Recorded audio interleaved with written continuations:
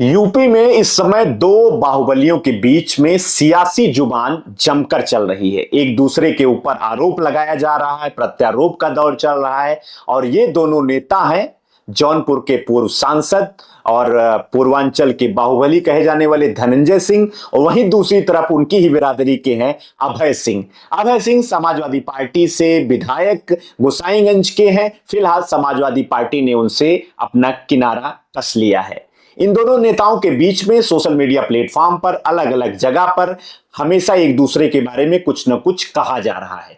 इन सब के बीच बृजभूषण शरण सिंह जो भारतीय जनता पार्टी के वरिष्ठ नेता हैं और वो कैसरगंज के पूर्व सांसद रह चुके हैं, दोनों नेताओं को उन्होंने जमकर सुना दिया है। फिलहाल क्या कुछ बोला है हम आपको बताते हैं। उससे पहले नमस्कार, मेरा नाम है अंजनी तिवारी और आप देख रहे हैं गांव देहात।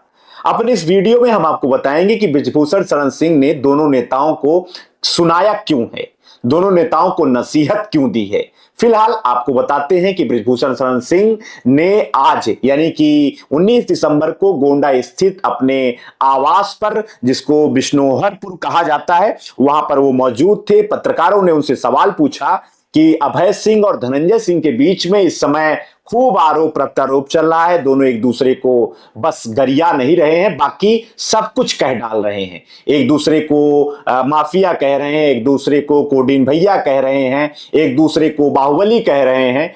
और इन सब के बीच जब बृजभूषण शरण सिंह ने कहा, उन्होंने क्या कुछ कहा, उन्होंने कहा कि अब तो ना कोई गैंग है, ना ही कोई गैंगवार है और ना ही कोई उस तरीके का माहौल रह गया है। और उन्होंने दोनों नेताओं को, दोनों बाहुबलियों को कहा कि दोनों अपने राजधर्म का पालन करें, जनता की सेवा करें, जनता ने उनको जिसके लिए चुना है वो पूरा काम वो करें और बयानबाजी बंद कर दें। क्या कुछ उन्होंने एग्जैक्ट कहा है, हम आपको वो वीडियो भी दिखाते हैं। सोशल मीडिया विवाद चल रहा है धनंजय सिंह और अभय सिंह पे। देखिए, सोशल मीडिया पर विवाद ही ज्यादा चलता है और इसमें हम यही कहना चाहेंगे कि दोनों व्यक्ति माननीय हैं और आज के तारीख में किसी प्रकार का किसी से संघर्ष नहीं है, तो ये सब बातें नहीं होनी चाहिए। क्योंकि एक समय था, 80 का दशक था, 90 का दशक था, लेकिन उसके बाद सब चीजें बदल गई और आज के तारीख में कोई गैंगवार नहीं है, ना कोई गैंग रन कर रही है, ना किसी से किसी का झगड़ा है। सब अपना अपना काम कर रहे हैं। तो हम तो यही चाहेंगे कि शब्दों का चयन बहुत सोच समझ कर किया जाए और इससे कोई फायदा नहीं है। हम बड़े कि तुम बड़े, इससे कोई फायदा नहीं है। अब भगवान ने आपको अवसर दिया है, जनता के बीच में है, वहीं अपना कर्तव्य करिए जो आपके सामने है।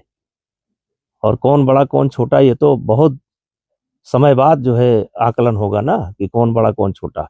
आज के तारीख में सब एक बराबर है।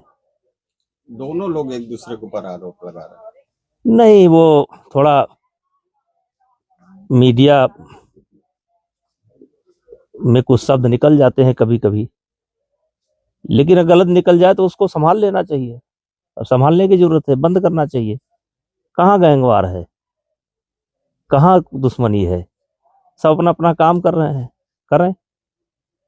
फिलहाल बृजभूषण शरण सिंह ने जिस तरीके से दोनों नेताओं को सलाह दी है, उसका आगे आने वाले दिनों में पालन किया जाएगा। दोनों एक दूसरे के ऊपर जो हमलावर तरीके से बयान दे रहे हैं, वो कम होगा, खत्म होगा कि नहीं खत्म होगा, ये तो आने वाला समय बताएगा।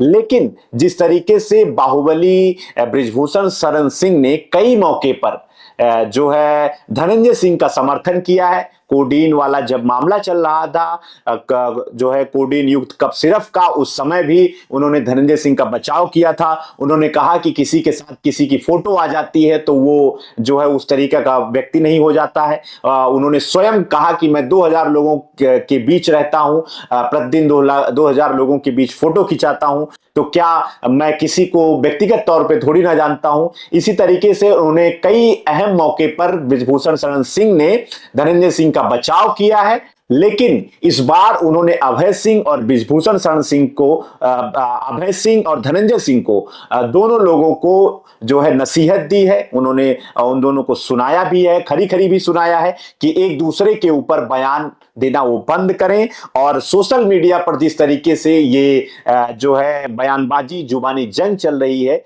इस पर विराम लगाएं। अब देखना यह होगा कि बृजभूषण शरण सिंह की बात को कितना दोनों नेता गंभीरता से लेते हैं।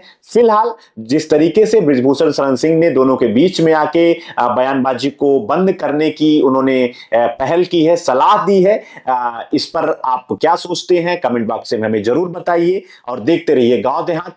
चैनल पर अगर आप नए हैं तो मेरा आपसे निवेदन है, कृपया चैनल को सब्सक्राइब कर लीजिए। देखते रहिए गांव देहात। आपका बहुत बहुत धन्यवाद।